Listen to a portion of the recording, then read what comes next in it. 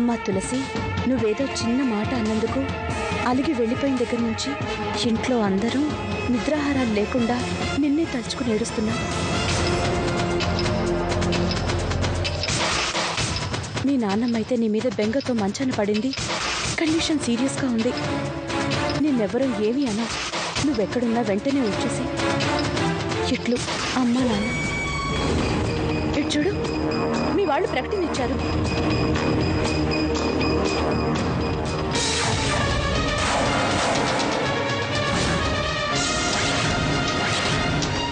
అమ్మా తులసి, ఏదో చిన్న మాట అన్నందుకు అలికి వెళ్ళిపోయిన దగ్గర నుంచి ఇంట్లో అందరం నిద్రాహారం లేకుండా నిన్నే తలుచుకుని ఏడుస్తున్నాం.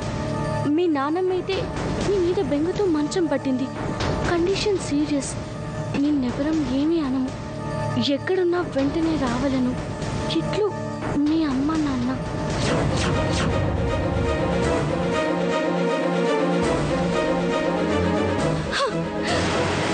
ఇదెవరిచ్చారో ఎలా ఇచ్చారో నాకే అర్థం కావట్లేదు. నిజంగానే నాకెవరూ లేరు. ఉన్న ఒక తాతయ్య చనిపోతే అయ్యగారు నన్ను ఇక్కడ తీసుకొచ్చారు.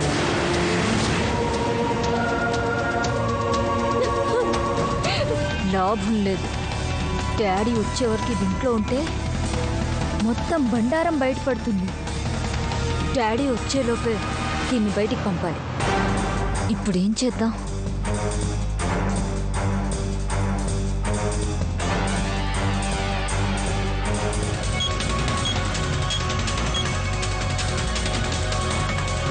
హలో, ఎవరు?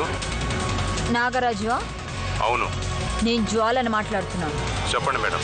మీరు అర్జెంట్గా మీ మిస్సెస్తో నేను చెప్పిన అడ్రస్కి వచ్చి నేను చెప్పిన తులసి అనే అమ్మాయికి అమ్మా నాన్నలుగా యాక్ట్ చేసి అర్జెంట్గా ఇక్కడ నుంచి తీసుకెళ్ళాలి. ఇప్పుడు మేడం? ఇప్పుడే. Okay madam. త్వరగా రండి. లేట్ అయితే మన ప్లాన్ పాడవుతుంది. అడ్రస్ నోట్ చేసుకోండి. అలాగే.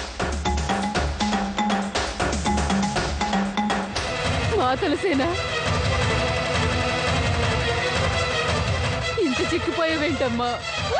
నువ్వు వెళ్ళిన దగ్గర నుంచి పచ్చి మంచినీళ్ళు కూడా ముట్టుకోలేదమ్మా. ఈరోజు మా అదృష్టం బాగుండి నువ్వు మాకు కలిసావమ్మా.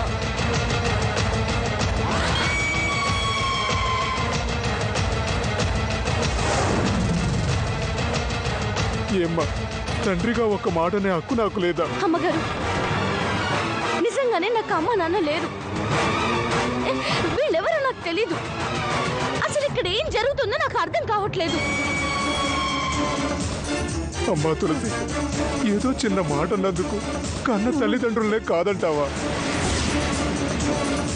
ఇంకెప్పుడు నిన్నేమనవమ్మా. రామ్మా రామ్మా, మన ఇంటికి వెళ్దాం.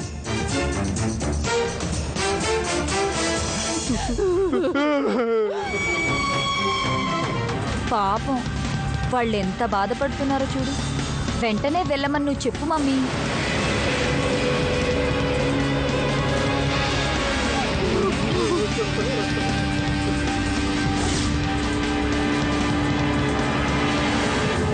పోనీ నేను ముందు మా నాన్నమ్మని చూసొస్తాను. నాతో పాటు వర్షం కూడా పంపించండి అమ్మా. సరే అమ్మ వర్ష, నువ్వు కూడా తులసితో వెళ్ళిరా.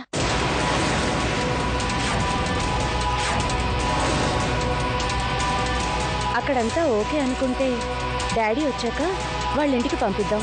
సరేనా? అమ్మా, నీ మేలు ఈ జన్మలో మర్చిపోలేమమ్మా. ముత్యం లాంటి మా బిడ్డను మాకు ఇచ్చారమ్మా. రామ్మా. పద తులసి, నీ అమ్మగారేగా. పద.